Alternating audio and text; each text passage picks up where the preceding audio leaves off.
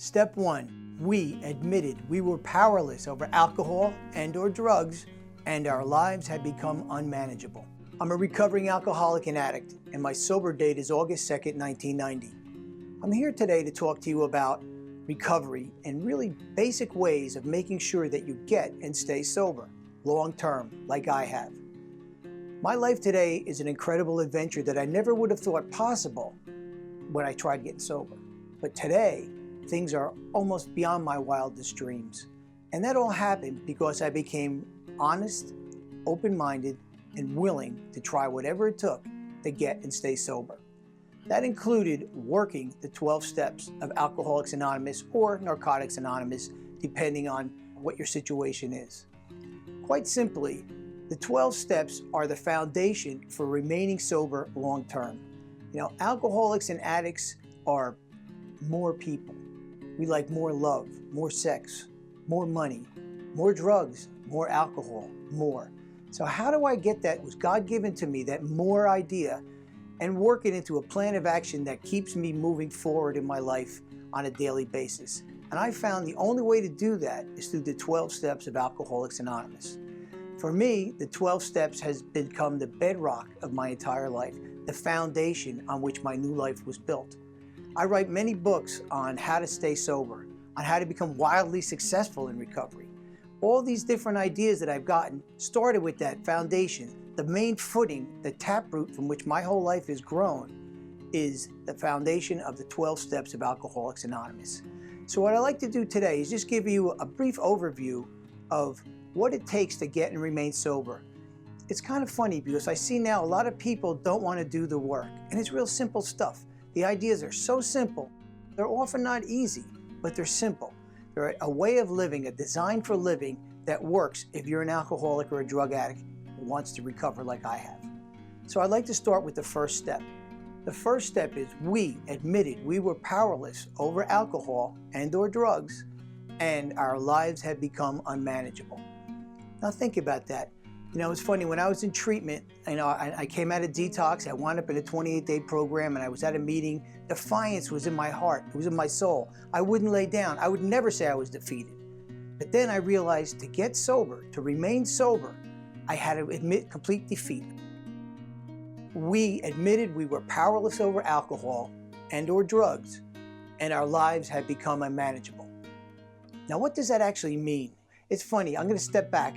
When I got out of detox and I wound up in a 28-day program, I was lucky that the first day I got out, they handed me a 12-step book, and I sat there. I couldn't even read. I was so out of it.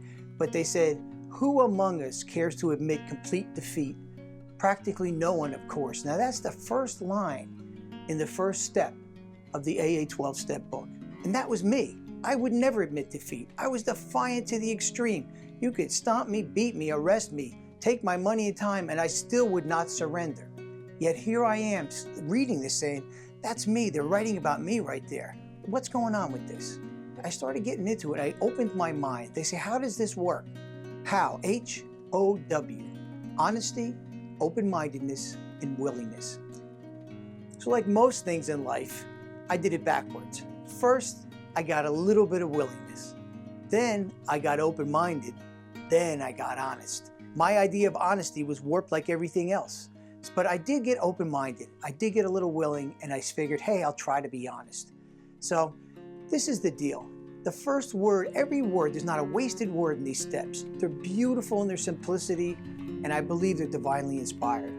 The first word in the first step is we. And why do you think that is? Because I can't do this alone. I tried for years to get sober.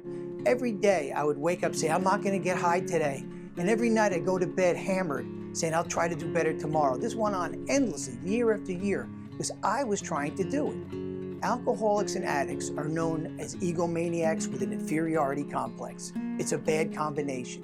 So you know what? My ego said I could do this alone, but I really couldn't. That's why it became we. I had to become part of the we instead of the I. So we means I can't do it alone. I need help. I need guidance from people who have been where I want to go, from people who are getting the results that I'm trying to achieve. It's much easier than the way I was doing it, fighting this battle on my own. So we admitted. The word admit means a quest for truth, a searching, a journey, a seeking out the truth about myself, honestly. And I couldn't do that alone either, because I had spent years rationalizing, justifying poor behavior. I was so banged up for so long, I didn't even know what the truth was anymore. I lied so often, I didn't even realize I was doing it after a while. So the idea was, we admitted, right? We were powerless. Ooh, did that hurt my ego? I was crushed. Me, powerless? There's the truth again. The truth was, I was unemployable. I was wrecking my finances, my marriage, my relationships. But yet I told myself I was really a pretty good guy who just drank and drugged a little bit too much. I can handle this on my own. Oh, I could only be as honest as I was aware. And I was so banged up for so long, I wasn't able to get honest. I wasn't able to get aware at the level I needed to be to get sober and move forward in life. So that's what I did. Powerless. Powerless is the opposite of power. And what's the definition of power? Power means intelligently organized energy. Powerlessness meant that I had unintelligently organized, disorganized energy. I was banging off the walls. I wasn't capable of getting focused on anything except getting high and getting loaded and lying about it. Those are the three things I was very skilled at the time. Lying to myself, lying to my family, lying to my loved ones, just not being able to get honest. So my life, you could be deaf, dumb, blind, and stupid and see that my life was unmanageable.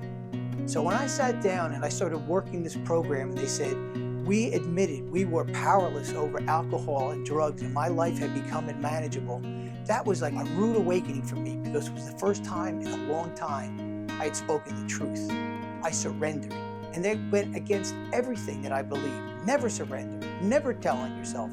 You know, the paradox of that first step by surrendering, by admitting we were powerless over alcohol and our lives had become unmanageable, I gained power. There's so many paradoxes in this program. By admitting I was powerless, I gained power, the power of choice. All the 12 steps are important to get the quality of life, to get the desired result I wanted. I just didn't want to be sober. I wanted love. I wanted happiness. I wanted financial security. I wanted all the great things that come with a quality life. To do that, I had to take certain steps on a daily basis. But the only one I have to get 100% right on a daily basis is that first step. I have to realize I'm powerless. As long as I don't pick up that drink and drug, I have the power of choice. As long as I don't pick up that drink or drug, I have the power to help save someone else's life by showing them what the recovery program looks like. So the idea is every other step is really a perfect ideal. It's something to be worked and mastered and grown over time. But that first step, I have to hang on to that every day. And all I've done is, for an extended period of time, a lot of todays, stacked a lot of good todays on top of each other, one day at a time. I just haven't drank or drugged today for a lot of todays. I hope I've given you an idea of the importance of looking at the 12 steps of Narcotics Anonymous and Alcoholics Anonymous. Your life depends upon it. What we're going to do is we're going to do little shorts, and I'll give you a brief overview of the steps and what they've meant to me and many people that I know have become wildly successful and had long-term recovery. See you with step 2.